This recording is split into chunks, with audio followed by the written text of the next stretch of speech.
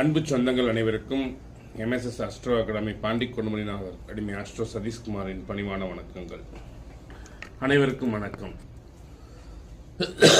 நம்ம இதில் ஒருத்தர் கேட்டிருந்தார், சுவாமி அப்படிங்கிறவர்,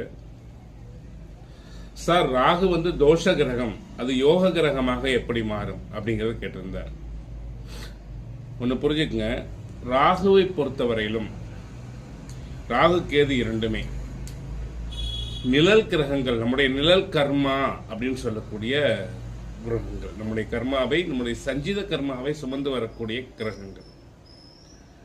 இந்த கிரகங்கள் ஒரு கெடுதல் செய்யக்கூடிய, அதாவது நமக்கு ஒரு தீங்கு செய்யக்கூடிய கிரகத்தை, அந்த தீங்கை தடுக்கக்கூடிய ஆற்றலும் உண்டு. கிரகண தோஷத்தில் ஆழ்த்தும் பொழுது அது எந்த கிரகத்தோடு நெருங்கிய டிகிரியில் போகுதோ அந்த கிரகத்தை கிரகண தோஷத்தில் ஆழ்த்தி அந்த கிரகத்தால் வரக்கூடிய தீங்கை மாற்றக்கூடிய சக்தி ராகுக்கு எதுக்கு உண்டு. அதுபோல யோகம் செய்யக்கூடிய கிரகத்தையும் யோக பங்கப்படுத்தக்கூடிய அமைப்பும் உண்டு. அப்போ இது அந்த கிரகத்துக்கு தோஷத்தை ஏற்படுத்துகின்றது. தெளிவா புரிஞ்சுக்கணும். ராகு கேதுவை பொறுத்தவரையிலும் எந்த கிரகத்தோடு சேர்கிறதோ அந்த கிரகத்தை தோஷத்தை கொடுக்கின்றது.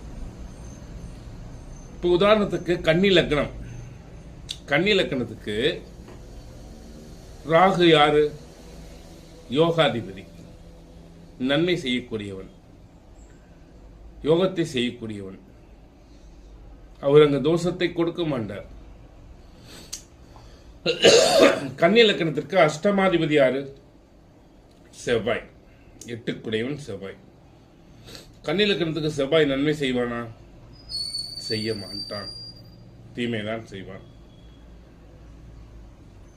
இப்போ இந்த செவ்வாய் 5ஆம் இடத்துல உச்சம் பெற்றிருக்குது. எட்டுக்குடையவன் 5ல் உச்சம். என்னாகும்?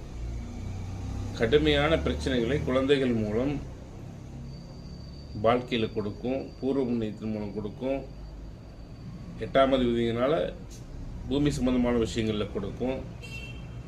அதே ஜாதகர் பூமி ரியல் எஸ்டேட்ல மிகப்பெரிய கோடீஸ்வரனாக இருக்கார். எப்படி அந்த நிலை எப்படி கொடுத்தது?